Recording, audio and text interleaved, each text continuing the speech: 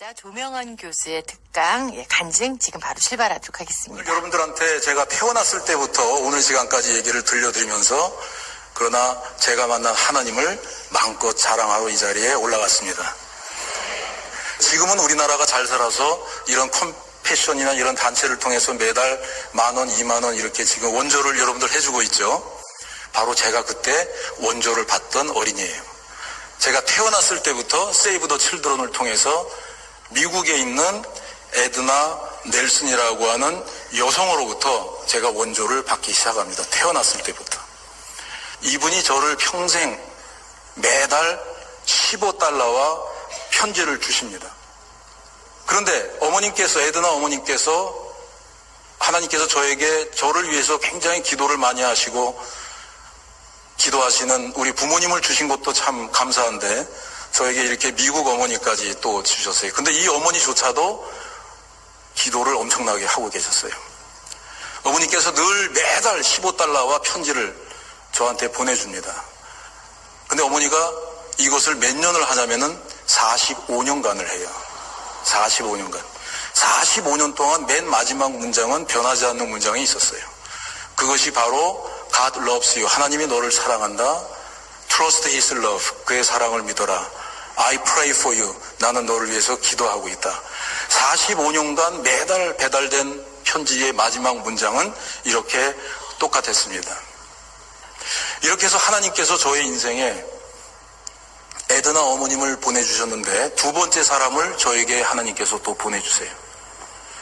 건국대학교의 김명진 교수님, 정치외교학과의 김명진 교수님을 보내주셨어요. 제가 고등학교 3학년이 됐는데 대학을 갈 수 없는 실력인 거예요. 그런데 이상하게 늘 공부는 하위권이었고 심지어는 고등학교 3학년 때 대학을 가야 되는데 꼴찌도 한 번 했어요. 아무리 공부를 해도 성적이 안 올라요. 대학을 가야 되는데 대학을 지원할 데가 없는 거예요. 근데 그날 집에 갔는데 아까 말씀드린 김명진 건국대학교 교수님이 와서 계신 거예요. 저는 처음 본 사람이죠. 누군가 했더니 아버지하고 이북에서 같이 피난 오신 분이래요. 제가 왔다 갔다 하니까 교수님이 야 명환아 여기 앉아봐. 너 대학 갈 때 안 됐냐? 그러는 거예요. 그래서 대학 갈 때 됐어요. 어디 갈라 그러냐? 제가 사실 가야 되는데 성적이 안 돼서 지원할 데가 없습니다. 제가 지원을 해도 붙을 데가 없습니다. 그러니까 꿈이 뭐냐요? 사실 제가 무슨 꿈이 있겠어요. 구태여 꿈이라고 얘기한다면 대학이라도 좀 가서 대학을 졸업하고 취직하고 결혼이라도 하면은 그게 꿈이죠. 사실 그건 꿈도 아니죠. 그냥 평범한 생각이죠. 그런데 교수님이 저한테 눈을 똑바로 뜨고 뭔가 심각한 표정으로 물어보는데 거기서 그렇게 꿈이 없다고 얘기할 수가 없겠더라고요.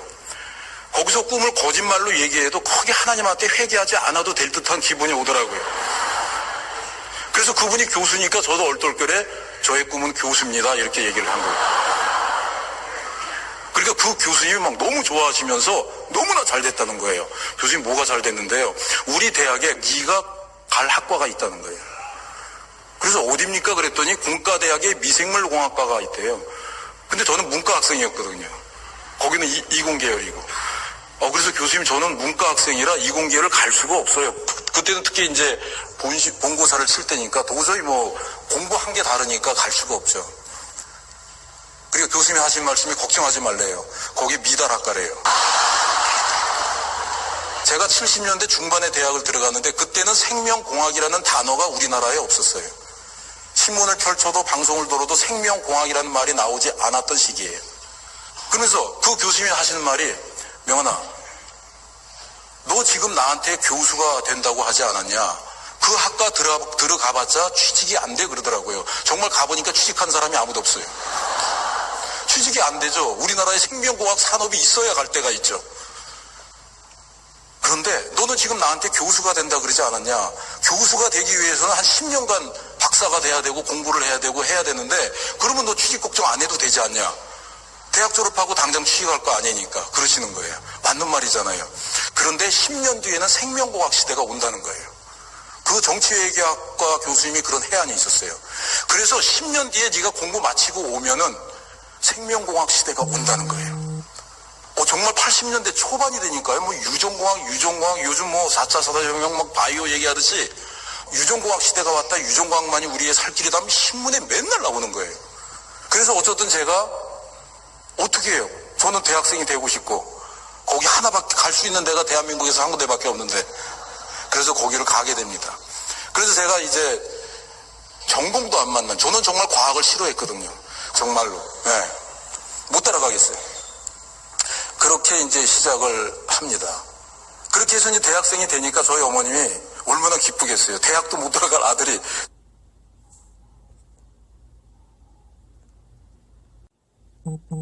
제가 외아들인데 밑으로 여동생이 둘이 있는데 대학생이 됐으니 어머니가 너무 기뻐요. 그래서 지금도 기억나요. 3월 5일 날 대학 입학식이 하는데 아침에 저를 오라고 부르더라고요. 그래서 이 호연 봉투를 딱 줘요. 그래서 야, 역시 대학생이 되니까 어머니한테 금일봉도 받는구나. 그래서 딱 뜯어보니까 금일봉은 아니고 성경 구절 하나 딱 적어서 이렇게 줬어요. 역대하 16장 9절 말씀이 제가 어머니한테 받은 대학 입학 선물입니다. 여호와는 전심으로 자기에게 향하는 자를 위하여 능력을 베푸나니. 어머니께서 이걸 써주셨어요. 그때 어머니께서 저를 앉혀놓고 참 가슴에 못을 받는 얘기를 합니다. 아들한테. 명환아, 내가 너를 이렇게 낳아서 참 미안한데 네 머리로는 절대 안 돼. 그러는 거야. 너 지금 교수가 된다고 하는데 네 머리는 절대 교수가 될 수 없다. 너 지금까지 검증해봤지 않냐. 네가 정말 얼마나 열심히 했니. 그러니까 너는 네 머리가 이미 검증된 상황이기 때문에. 근데 교수는 공부하는 게 직업인데요. 미달학과를 간, 그것도 적성에도 안 맞는 학과에 제가 있는데, 그러니까 어머님이 하시는 말이 너는 네 머리로 교수가 절대 될 수 없으니 주님께서 네 안에 들어와서 네가 하려고 하지 말고 주님이 능력을 베풀도록 해라. 그러면 되지 않겠니? 그 대신 전심을 다해서 하나님을 향해라. 그리하면 하나님께서 네 속에서 하나님이 능력을 베풀 것이다. 이렇게 말씀을 하십니다. 그래서 제가 대학생이 됐는데요. 역대하 16장 9절 말씀에 전심으로 하나님을 향하는 자는 하나님께서 능력을 베푼다고 하는데 도대체 어떻게 하면 하나님이 내 속에 들어와서 능력을 베풀까 고민을 하기 시작했어요. 그래서 아무리 생각해도 하나님한테 잘 보여야 될 것 같아요. 네. 하나님과 가까이 있어야지 하나님과 멀리 하면서 하나님을 만나지 않으면서 하나님이 내 속에 들어와서 능력을 베풀 리는 없을 거라고요. 그래서 일단 그때 생각한 게 새벽 예배를 가자. 그래서 대학 들어가면서부터 새벽 예배를 다니기 시작해요. 하나님을 가서 문안 인사드리고 기도하고 그렇게 옵니다. 또 그것도 부족해서 밤에 공부하고 집에 들어갈 때 또 교회 가서 기도를 합니다. 근데 그때 제가 이제 개척교회 정도의 작은 교회에 다니고 있어가지고 목사님이 제가 건국대학 들어가니까 제가 우리 교회 대학생 1호예요. 네. 그러니까 목사님이 너무 기뻐가지고 그때 목사님은 부목사도 없었고 전도사님도 아무도 없어서 혼자 하시고 있을 때 제가 대학생이 되니까 너무 기뻐가지고 저보러 어떤 보직을 주냐면은 학생의 지도교사를 하래요. 저는 그때 기도도 못하고 있을 텐데. 근데 문제는 뭐냐면은 학생회가 주일날 따로 예배 봐서 저보러 설교를 하래요. 아니 기도도 못하고 성경도 모르는 고등학교 갓 졸업한 사람이 어떻게 제가 설교를 하나요? 그래서 그때 가장 큰 종로서적에 가서 목사님 설교책을 많이 사가지고 그거를 막 읽고 골라서 읽고 내 거로 소화해서 애들한테 설교를 하고 그렇게 했습니다. 그래서 제가 처음 학생회 지도교사를 할 때 18명으로 시작했는데 4년 만에 85명으로 부흥했어요. 제가 그때 생각한 게 하나님을 어떻게 하면 하나님 마음에 쏙 들까? 하나님이 좋아하는 게 뭘까? 내가 하나님이 좋아하는 걸 해야 되겠다. 그래서 기도하면서 전도해서 하나님 앞에 많이 데리고 오면 하나님이 참 좋아하겠다는 생각이 들었어요. 그래서 그때 학생의 지도 교사를 하면서 85명까지 부흥을 시킵니다. 그러니까 목사님 너무 기분 좋으니까 이번엔 주일학교 부장을 하래요. 그때 100명으로 시작했는데 2년 만에 300명으로 늘어납니다. 하나님께서 얼마나 기뻐했겠어요. 너무너무 기뻐하셨죠. 그리고 제가 그때 어렸을 때에 목사님 설교를 들으면서 굉장히 은혜 받았던 귀절이 바로 잠언 12장 24절 말씀입니다. 부지런한 자의 손은 삶을 다스려도 게으른 자는 부림을 받느니라. 제가 이 말씀을 들으면서 이 설교를 들으면서 어떤 깨달음이 있었냐면은 우리 하나님께서는 열심히 교회에서 기도만 한다고 해서 꿈을 이루어지는 것이 아니라는 걸 알게 돼요. 우리 하나님은 무조건 교회만 가서 살고 하나님만 찾고 이루기만 한다고 도와주는 것이 아니고 하나님께서는 우리의 삶을 굉장히 성실하게 살아주기를 바라는구나. 이거를 제가 깨달아요. 그래서 열심히 공부를 합니다. 제 인생에 공부와 관련해서 두 가지 기적이 있는데요. 아무리 공부해도 성적이 안 오른 게 기적이에요. 또 한 가지 기적은 성적이 안 올랐는데도 불구하고 책상에 앉아있는 게 기적이에요.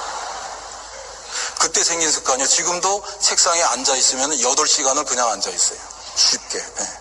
그 어렸을 때 성적이 안 오르는 대로 책상에 그냥 앉아있습니다. 왜냐? 하나님은 성실한 사람을, 학생이기 때문에 학생으로서 열심히 공부하자. 그거를 여기서 이제 깨달습니다.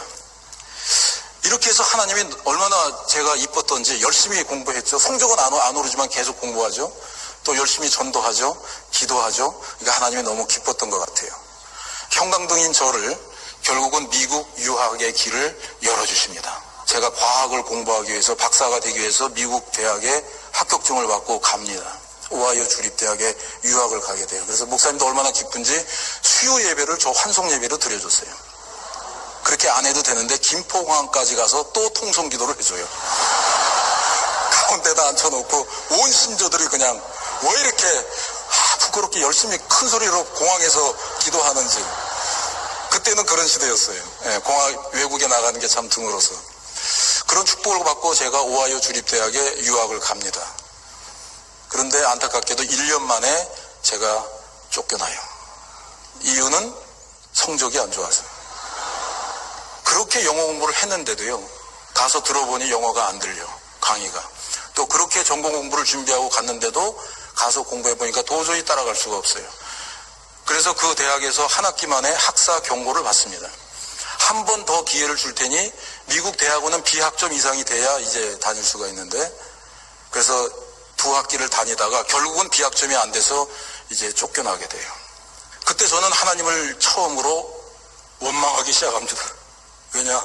하나님은 제가 공부 못하고 있는 거 뻔히 알고 있었고, 제가 교수님 앞에 교수가 꿈이라고 얘기한 것도 거짓말로 한 거 다 알고 있었을 텐데 왜 나를 교수의 길로 이렇게 가게 했을까? 저는 공부가요 너무 힘들었어요. 공부는 시련이었고 고통이었고 고문이었어요. 그렇게 했는데도 안 되는 공부를 하나님께서 유학을 왜 보내냐고요. 내가 안 가도 되는데. 결국 거기서 이제 쫓겨나요. 그래서 이제 거기서 처음으로 하나님을 원망합니다. 그때도 제가 이제 학생증 다 반납하고 갈 데가 없으니까 집에 계속 있기에는, 그때도 결혼을 했고 한국에도 갈 수가 없고 아들로서 사위로서 남편으로서, 그때 또 딸도 태어나요. 아빠로서. 그래서 다른 대학을 진학하려고 하니 입학원서를 내봤자 다른 대학에서 다 불합격 통지를 하는 거예요. 공부 못하는 학생으로 검증이 된 사람을 다른 대학에서 구태여 나를 받을 필요가 없겠죠. 그래서 그때 처음으로 저는 집으로 나와서 이제 오하이오 공원 벤치 생활을 시작하게 됩니다. 하루 종일 거기 앉아서 다시 공부하고 눈물을 흘리면서 울면서 저녁이 되면 다시 집에 들어가는 생활을 5개월 동안 합니다. 그때 하나님을 원망하기 시작해요. 그때도 에드나 어머님은 매달 편지가 옵니다. 하나님은 너를 사랑한다. 근데 어머니, 하나님이 진짜 나를 사랑하나요? 근데 하나님이 나를 사랑하는데 왜 나를 여기 보내서, 여기 보냈으면 하나님이 끝까지 공부 잘하게 해주셔야지 왜 내가 여기서 이렇게 쫓겨나야 되나요? 에드나 어머님은 계속 말씀하십니다. 하나님의 사랑을 믿어라. 어떻게 믿어요? 제가 지금 오하이오에 와서 비싼 돈 내가면서 여기 공원 벤치에 앉아있는 한심한 세대가 됐는데 어떻게 제가 하나님의 사랑을 믿어요? 에드나 어머님은 계속 편지를 보냅니다. 명하나, 그래도 하나님은 너를 사랑한다. 하나님이 너를 사랑하는 거 믿어라. 믿어야 된다. 근데 저도 못 믿겠어요. 하나님, 제가 왜 여기 와서 이렇게 있어야 되나요? 제 인생의 가장 힘든 시간을 거기서 보내고 있어요. 그때 하나님께서 저에게 또 사람을 보내요. 오하이오 주립대학의 도널드 딘 교수님을 보내십니다. 제가 이 교수님의 강의를 들었는데 C를 받았어요. 미국 교수들은 성적이 안 좋은 학생은 추천서를 안 써요. 저보러 오래요. 자네 다른 학교 전학을 갔나 그러니까 전학 못 갔습니다. 그러니까 자기가 추천서를 써주겠대요. 제가 성적이 안 좋았는데도 불구하고. 얼마나 고마워요. 미국에서는 추천서가 굉장히 중요하거든요. 추천서 내용은 이런 거였어요. 조명한 학생이 우리 대학교에서 제적되었지만 귀 대학에서 꼭 받아주기를 바란다. 이 학생은 나중에 꼭 큰 인물이 될 거다. 속으로 그랬죠. 그럴 거면 너희 학교에서 그냥 받지. 근데 뭐 그분도 뭐 총장이 아니고 학장이 아니고 평교수니까 무슨 힘이 없었겠죠. 그래서 그분이 이제 그런 추천서를 써서 줘서 저는 막 정말 하나님이 살아계시구나. 그래서 그 편지를 가지고 이제 다른 대학에 다시 입학원서를 제출을 합니다.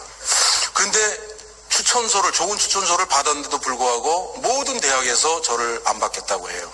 그런데 제가 아리조나 대학에서 박사를 했는데요. 아리조나 대학에서도 저를 안 받겠다고 했어요. 그런데 2달 뒤에 아리조나 대학에서 편지 한 통이 또 왔어요. 참 이상하다. 이 대학에서 분명히 불합격 통지를 했는데 어떻게 나한테 또 보냈을까? 열어보니까 참 이상한 합격증이 왔어요. 합격증인데 우리 아리조나 대학에서 너를 지도하겠다는 교수가 한 명도 없다. 그런데 딱 한 명이 있는데 찰스 스털링 교수가 있다. 그래서 이 교수한테 지도를 받으려면 오고 아니면은 다른 교수는 너를 안 받겠다고 하니 올 수가 없다는 거예요. 그러니 어떻게 해요? 제가 옛날에 건국대학교 미달학과 가던 상황하고 똑같은 상황이 벌어진 거예요. 근데 가보니까요, 이 교수님이 에이즈를 전공하고 있더라고요. 여러분, 저는 미국에 유전공학을 공부하러 갔어요. 에이즈가 뭔지도 몰랐고요. 관심도 없었고. 근데 어떻게 해요? 저를 미국에서 유일하게 받아준 교수님이 에이즈를 전공하고 있으니 그거를 해야지. 여러분, 예수 믿으니까 참 좋은 게 있어요. 주님 앞에 모자라니까 주님이 다 알아서 해주네. 대학 전공도 결정해주고 박사학위 전공도 결정해줘요. 제가 공부한 시작을 한 게 에이즈 바이러스가 발견되고 2년 뒤에 공부를 시작했거든요. 그러니까 남들보다 먼저 한 거예요. 옛날에 아무도 신경 안 쓰던 생명공학을 먼저 시작한 것처럼. 지금 생각해보니까 하나님이 그랬던 것 같아요. 얘는 머리가 안 따라주니까 남들이 똑같은 인기 있는 종목을 그때 경쟁을 하면 못 따라가니까 남이 안 하고 왔을 때 시킨 것 같아요. 그래서 제가 아리조나 대학에서 공부 잘 마치고 결국은 이제 건국대학교에 교수가 됩니다. 얼마나 기쁜지 몰랐어요. 그래서 저는 사실 형광등 조명안에 미달학과를 들어갔던 저를 교수를 만들어줬기 때문에 제가 하나님한테 받을 축복은 저는 다 받았는지 알았어요. 그렇잖아요. 제가 교수까지 됐으니 뭘 더 바라겠어요. 더 바란다면 그건 욕심이죠. 저는 정말 감사하면서 교수 하나로 감사하면서 살려고 그렇게 했는데 하나님께서 저의 인생의 개입이 거기서 끝나질 않아요. 제가 교수 생활 한 5년 하고 있는데 하나님께서 저를 미국의 실리콘밸리로 또 보내십니다. 그것도 누구를 통해서 보내냐면은 노벨상 수상자 바로코 블룸버그 박사를 통해서 이분이 저를 초청해서 스탠포드 대학을 데려갑니다. 이분은 그 전해에 우리 학교의 노벨상 수상 초청 국제 심포지엄을 온 적이 있어요. 거기서 이분과 인연이 됐는데 돌아가시고 나서 제가 좋았는지 저보러 연락이 왔어요. 조 박사, 내가 지금 그분이 그때 펜실베니아 대학에 있었는데 스탠포드 대학에서 초청을 받고 가는데 조 박사 원하면 나랑 같이 가자. 저야 너무 좋죠. 노벨상 수상자가 저를 데리고 가는데. 그래서 갔습니다, 거기를. 에이즈 연구로 세계에서 가장 유명하신 석학 메리건 교수님 밑에서 제가 공부를 하게 돼요. 그분의 도움으로. 이 노벨상 수상자가 저한테 그러는 거예요. 조 박사, 앞으로 여기서 지내면서 시간의 60%는 메리건 교수하고 에이즈 바이러스 연구하고 나머지 40%는 나하고 시간을 보내자. 그러고 저는 너무 좋죠. 하나님의 영광이다. 전 노벨상 수상자한테 배우죠. 세계적인 에이즈 석학한테 배우죠. 그렇게 지내고 있었는데 노벨상 수상자 블룸버그 박사가 저한테 전화가 와요. 오라고. 가보면은 남들 만나고 남들하고 점심 먹을 때 저녁 먹을 때 부르는 거예요. 근데 이분이 노벨상 수상자니까 또 만나는 사람이 또 누구겠어요. 노벨상 수상자하고 노시더라고. 저는 거기서 교과서에서 나오는 노벨상 수상자를 다 만났어요. 그러니까 이분이 또 그런 분들만 만나겠네요. 가보면 또 정치가도 앉아있고 뭐 샌프란시스코 시장도 앉아있고 국회의원도 앉아있고 실리콘밸리를 성공한 CEO도 앉아있고 모든 사람을 거기서 다 만나게 돼요. 근데 한 4개월이 지났는데 참 이상했어요. 블룸버그 박사는 간염 바이러스를 발견하고 간염 백신을 생산을 해서 노벨상을 받으신 분인데 저한테는 바이러스는 가르쳐주지 아니하고 다른 사람과 밥 먹을 때 저를 부르는 거예요. 그것도 4개월 동안. 근데 제가 시간이 지나면서 이유를 알기 시작했어요. 그동안 제 머릿속에는 온통 과학만 있었어요. 과학 중에서도 생물학, 생물학 중에서도 면역학, 면역학 중에서도 에이즈에 관한 것만 잔뜩 머릿속에 들어가 있었고, 그동안 살아오면서 제가 만난 사람은 같은 공부를 전공을 하고 있는 학생이나 교수들만 만나왔어요. 그런데 거기서 생전 처음으로, 그것도 유명한 사람을 정치인과 경제인과 기업인과 심지어는 달나라를 갔다 왔던 우주인도 만나고, 이런 식으로 다양한 사람을 거기서 만나면서 제 머릿속이 머리가 변하고 있다는 걸 느끼게 돼요. 그래서 자연과학으로 꽉 차 있던 제 머리가 거기서 사회과학이 들어오기 시작했어요. 경제가 들어오고 경영이 들어오고 정치가 들어오기 시작했어요. 대화를 통해서. 심지어는 이분이 실리콘밸리에 있는 성공한 기업들, 실패한 기업까지 다 방문을 하게 해줘서 그 사람들이 어떻게 성공을 했고 실패했는지 다 배우게 해줬어요. 심지어는 그때 클린턴 대통령 때였는데 딸 첼시가 스탠포드 대학을 다니고 있었고, 이 블룸버그 박사님의 수업을 듣고 있었는데 어느 날 부르더니 조 박사 2주 뒤에는 네가 한번 강의해봐. 그래서 제가 미국 대통령의 공주를 앞에다 앉혀놓고 강의까지 했어요. 여러분, 하나님이 일하시는 게 너무 멋지지 않으세요? 예. 그리고 제가 이제 스탠포드 대학의 생활을 마치고 돌아옵니다. 돌아와서 이제 오는데 언론에서 제가 스탠포드 대학에서 노벨상 수상자와 메리곤 교수와 연구했던 것이 신문을 통해서 계속 보도가 되고 있을 때 어느 기업인이 저를 찾아와요. 서정진이라고 하는 사람이 찾아오는데, 이분이 이제 하나님이 저에게 또 보내준 사람이 됩니다. 찾아오는데 대우그룹이 해체가 되면서 대우그룹 임원으로 있다가 저를 찾아와서 같이 생명공학 사업을 하고 싶다고 해요. 그래서 이분하고 오랜 대화를 하면서 같이 생명공학 사업을 하기 시작합니다. 그래서 우리가 이때 처음으로 시작했던 프로젝트가 에이즈 백신을 생산하는 계획이었어요. 그 당시에 미국 실리콘밸리에서 에이즈 백신을 만들고 있었고, 그것이 성공하게 되면 세계 최초로 임상 3단계를 하고 있었어요.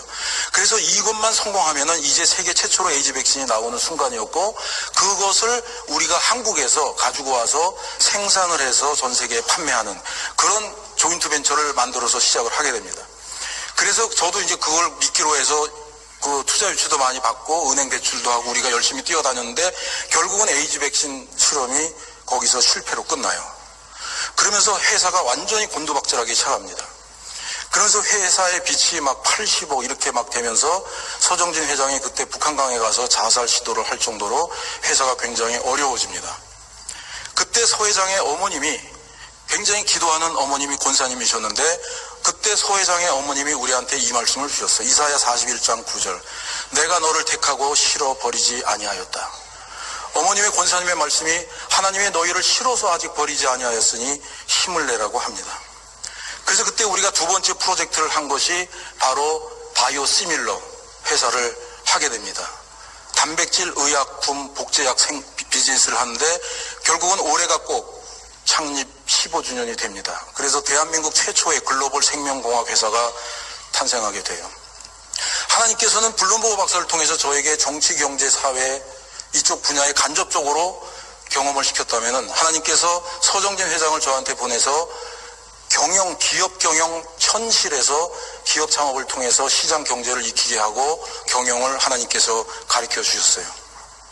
그러고 나서 저는 이제 대학을 돌아옵니다. 근데 제가 학교 연구실에 앉아 있는데요, 제가 그냥 평범한 생물학 교수가 아니라는 걸 이제 느끼게 돼요.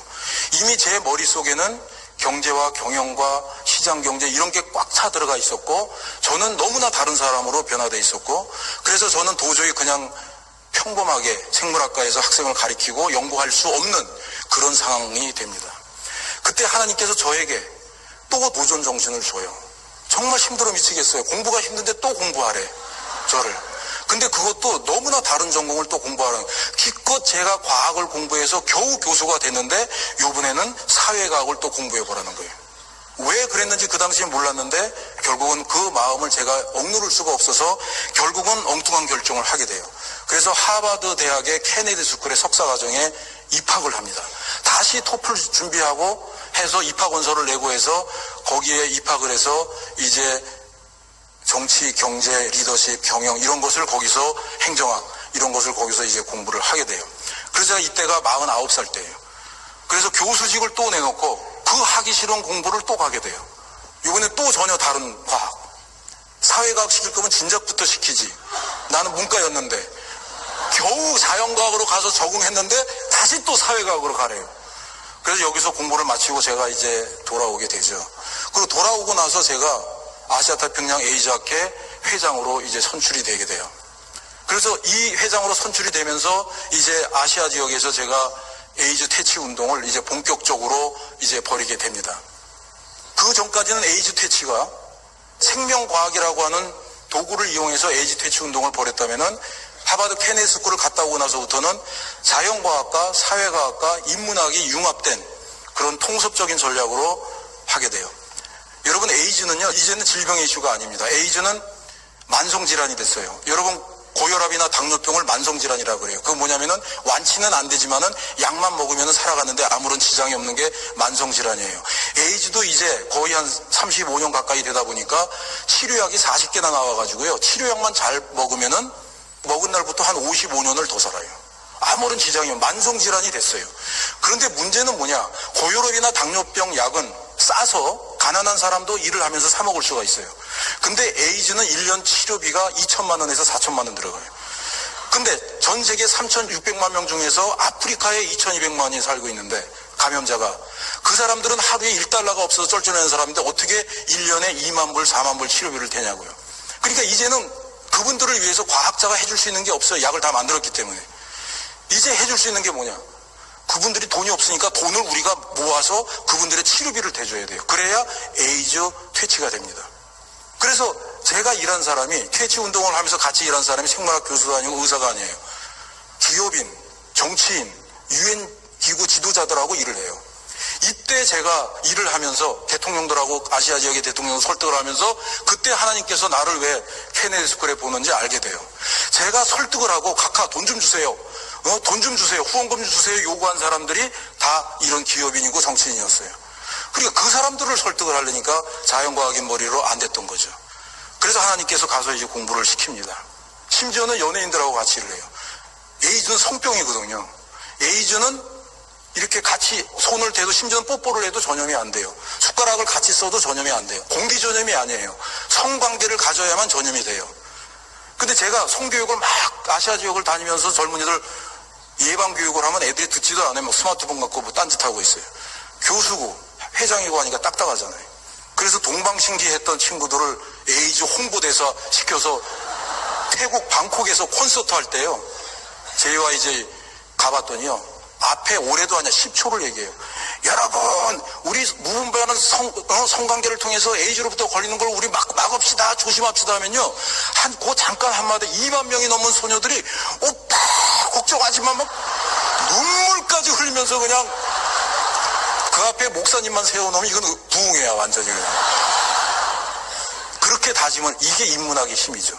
제가 할 수 없는 거를 인문학 하는 사람들이 하는 거예요. 이렇게 해서 자연과학과 사회과학과 인문학이 통섭된 전략으로 에이즈 퇴치 운동을 벌이게 되죠. 여러분, 근데 이 고통 없는 후원금 얘기를 잠깐 해야 되는데요.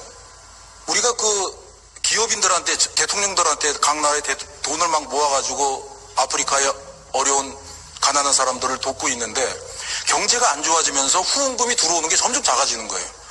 그래서 저는 스위스 제네바에 있는 유닛 에이드 그 국제의약품 구매기구하고 같이 일을 하는데 거기서 우리가 생각한 게 뭐냐면은 세계 경제 상황에 관계없이 후원금이 지속적으로 들어올 수 있는 방법이 없을까, 그걸 고민하게 됐어요. 그래서 뭘 개발하게 됐냐면은 여러분 외국에 나갈 때 대한항공이나 아시아나를 탈 때마다 1,000원씩 더 냈어요. 비행기 값이 150만 원이면 150만 원 1,000원을 냈어요. 정부에서 그 1,000원을 강제로 텍스로 세금으로 걷어서 그거를 우리 기구한테 갖다 줬어요.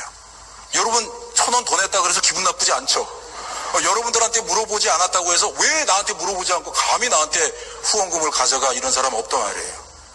그렇게 해서 우리나라에서 걷어들이는 게 1년에 200억 그거를 줘요. 프랑스 정부는 더 열심히 해가지고 1,500억, 영국은 800억 등등 해서 8개국이 참여하는데 5년 동안 얼마를 모았냐면요. 2조 2천억이 모아졌어요. 이코노미 클래스 1,000원, 비즈니스 클래스 40달러를 받았는데 이거를 우리가 고통 없는 후원금이다, 페인레스 컨트리뷰션이라고 그래요. 왜냐? 여러분이 150만 원, 100만 원짜리 비행기 타고 가면서 1,000원 더 냈다고 해서 아깝다는 생각이 안 들잖아요. 여러분 고통이 안 느껴지잖아요. 아까워 막 이런 게 없잖아요 지금. 그래서 우리는 이거를 성공하면, 이거는 뭐 구태 우리가 돈을 달라고 구걸할 필요가 없어요. 그냥 생활을 통해서 내게 하면 돼요. 그래서 우리는 여기서 성공하면서 이제 다른 제품에 적용을 하려고 그러죠. 전 세계에서 매일 먹는 커피가 25억 잔이래요. 근데 그게 한 잔에 3,000원만 따져도 3,001원만 받아도 하루에 얼마 들어올까요? 25억이 들어와요. 1년이면 1조 가까이 들어와요. 이런 거를 자꾸 갤럭시나 자동차나 이렇게 확대할 수가 있죠. 그래서 우리가 2조 2천억을 걷어서 아프리카에 있는 에이즈 어린이가 얼마나 불쌍해요. 아버지가 에이즈 걸리고 엄마가 감염되고 엄마가 모르고 감염됐다가 임신해서 어린아이가 에이즈 바이러스를 가지고 태어나요. 그래서 우리가 이 2조 2천억으로 지금 아프리카에 있는 100만 명 이상의 어린아이들한테 에이즈, 말라리아, 결핵 치료비를 지금 대주고 있습니다. 저는 이 일을 하면서요, 에드나 어머니가 보내준 $15가 생각나요. $15가 오병이어의 기적이 일어나서 저는 2조 2천억이 됐다고 믿습니다. 제가 작년에 에이즈 국제학회에 가서 기조연설을 할 때 2030년까지 에이즈는 정복될 수 있다고 발표했어요. 제가 계산해 보니까 73조 원이 필요하더라고요. 73조 원이 준비가 되면은 2030년까지 에이즈가 퇴치가 가능해요. 저는 에드나 어머니 $15가 73조 원이 될 줄 믿습니다. 작년에 미국의 메릴랜드 대학에서 저를 2016년도 글로벌 교수상을 주겠다고 오라 그래서 갔더니 왜 나한테 미국 교수들 많은데 나한테 상을 주냐 그랬더니 조 교수는 자기 전공 에이즈를 학교에 국한시키지 아니하고 사회 바깥으로 끌고 나가서 어려운 사람들을 돕는 데 썼다고 계속 그렇게 해달라고 하더라고요. 여러분, 하나님께서요 세계 경영을 하시는데 여러분들을 사용을 하고 싶어 하십니다. 우리들을 도구로 하나님께서 사용하고 싶어 해요. 하나님께서는 이 지구 전체를 하나님의 나라로 확장하고 싶어 합니다. 바로 우리를 통해서 하나님의 나라로 확장하고 싶어 합니다. 우리를 사용하고 싶어 하세요. 여러분, 우리가 전도할 이 전 세계가 어떠한 나라인지 한번 잠깐 보자고요. 지금 세상은 이제 소위 4차 산업혁명 시대라고 해요. 4차 산업혁명 시대는 사물과 디지털과 생명체가 융합되는 시대예요. 여러분, 스티브 잡스가 꼭 10년 됐어요. 2007년 1월 9일 날 세계 최초로 스마트폰, 아이폰을 개발해 세상에 내놨어요. 지난 10년 동안 우리 전 세상은 엄청나게 변화가 일어났고 결국에는 작년에 우리가 알파고가 이세돌 구단을 격파하는 모습을 보면서 새로운 시대가 우리 눈앞에 이미 와서 진행되고 있다고 하는 사실을 우리는 깨닫게 됐어요. 여러분, 4차 산업혁명 시대가 아니라 10차 산업혁명 시대가 온다고 할지라도, 심지어는 100차 산업혁명 시대가 온다고 할지라도 변하지 않는 게 있는데 바로 여호와는 우리의 영원히 의리할 분이다. 여호와만이 영원한 반석이다. 과학기술은 발전하고 새로운 시대는 자꾸 오지만은 변하지 않는 것이 있는데 바로 그것이 하나님만이 우리의 반석이라고 하는 사실을 믿으시기 바랍니다. 왜냐? 우리 하나님이 우리의 집을 세워주지 아니하면은 우리의 집이 세워주지 아니할 것이요, 하나님께서 우리의 성을 지켜주지 아니하면 그 성은 아무도 우리는 헛수고라고 하는 사실이기 때문이다. 우리는 하나님을 의지해야 돼요. 여러분, 우리 하나님께서는요 여러분을 너무너무 사랑하세요. 너무너무 사랑하세요. 어느 정도 사랑하시냐? 여러분, 누가 저한테 자동차 한 대를 주면 저는 너무 기쁠 것 같아요. 누가 저한테 집을 한 채 사준다고 하면은 정말 그 후손들까지 제가 업고 다닐 것 같아요. 근데 우리 하나님께서는요 그런 거하고 비교가 안 될 우리에게 구원을 주셨어요. 구원을 주셨어요. 제가 에드나 어머님을 만났을 때 정말 하고 싶은 질문이 있었어요. 어머니, 어찌하여 저를 이렇게 사랑할 수 있습니까? 제가 자식도 아니고 친척도 아니고 이웃사람도 아니고 아무도 아닌데 어떻게 45년 동안 저를 이렇게 사랑할 수 있습니까? 어머니 말씀이 그때 에베소서 2장 8절을 말씀하셨어요. 명하나, 하나님은 나한테 구원을 시켜주셨는데 그걸 내가 어느 세월에 다 갖길래 내가 너한테 45년간 $15 준 거는 그건 말이 안 됐다. 그러시면서 2장 10절 말씀을 하시면서 명하나, 우리는 그리스도 안에서 선한 일을 위하여 지으심을 받았단다. 여러분, 빌 게이츠를 보면 두 가지가 생각이 나요. 빌 게이츠 회사 마이크로소프트와 빌 게이츠가 정말 엄청난 돈을 투자를 하면서 선한 행위를 많이 하고 있어요. 이 선한 행위는 다른 사람들한테 퍼지고 있어요. 갑부들한테. 세상이 자꾸 변하고 있습니다. 그런데요, 에드나 어머님은 $15를 저한테 45년간 보내면서 빌 게이츠와는 달리 또 하나님의 사랑을 보냈어요. 하나님이 너를 사랑하신다. 그의 사랑을 믿어라. 그의 사랑을 믿어라. 에드나 어머님은 빌 게이츠는 부자가 될 때까지 기다렸지만은 우리 에드나 어머님은 부자가 될 때까지 기다리지 않았어요. 여러분, 제가 에드나 어머니를 찾아가니까요, 깜짝 놀랐어요. 저는 가면서 에드나 어머님이 부자인 줄 알았어요. 왜냐하면 저를 45년간 도와주셨고 미국 사람이니까 그래도 좀 사는 줄 알았어요. 근데 가보니까 에드나 어머님의 마지막 직업이 편의점 점원이었어요. 저는 그동안 비행기를 수없이 타봤는데 우리 에드나 어머님은 비행기를 한 번도 안 타봤어요. 저는 미국에서 여권이 없는 미국 사람은 처음 봤어요. 그런데 이분은 저에게 그냥 가난하지만은 그 현장에서 본인이 도와줄 수 있는 거를 도와주고 있었어요. 에드나 어머님은 선을 행했고 나누어 주기를 좋아했고 동정하기를 좋아하라는 디모데전서 6장 18절 말씀을 실천하고 계셨던 거예요. 여러분, 아까 제가 처음에 들은 역대하 16장 9절 말씀, 하나님은 전심으로 자기를 향하는 자를 위하여 능력을 베푸셨느니, 영어 성경에는 표현에는 이렇게 돼 있어요. 너의 심장이 온전히 그의 심장이냐. Is your heart completely his? 여러분, 하나님께서는 우리의 심장이 100% 하나님과 합치되기를 바란다는 사실을 잊지 마시기 바랍니다. 99%도 아니고 온전히 100% 하나님과 합쳐지기를 우리 하나님께서는 바라고 있어요.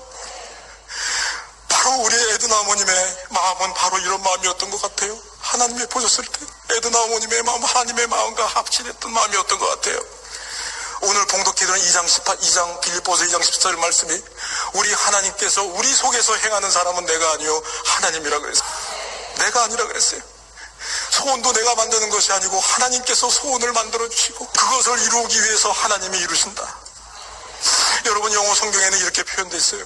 Lord, 하나님 아버지, I cannot. 하나님, 저는 아무것도 할 수 없어요. 하나님, 저는 아무것도 할 수 없습니다. 하나님 아버지, 오직 하나님 육회 하나님만이 할 수 있습니다.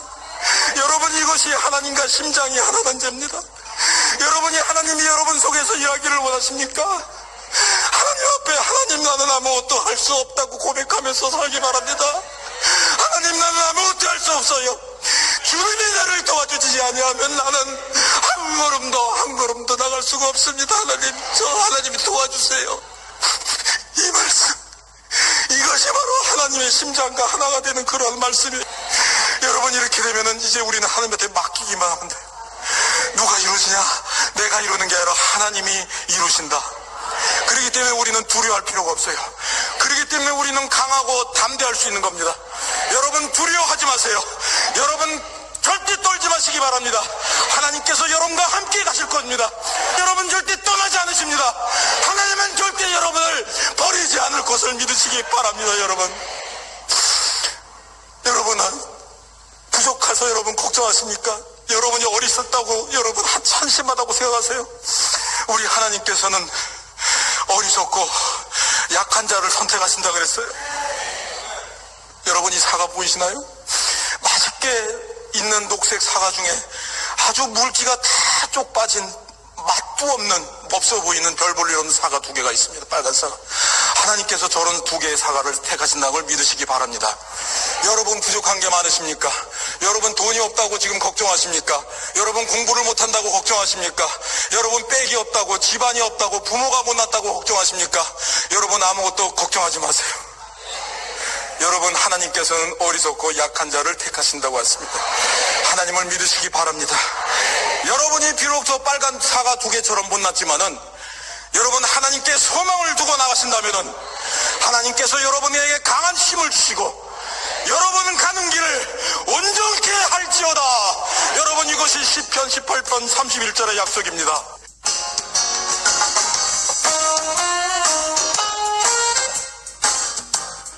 저자 조명원 교수의 특강 간증 지금 바로 출발하도록 하겠습니다. 여러분들한테 제가 태어났을 때부터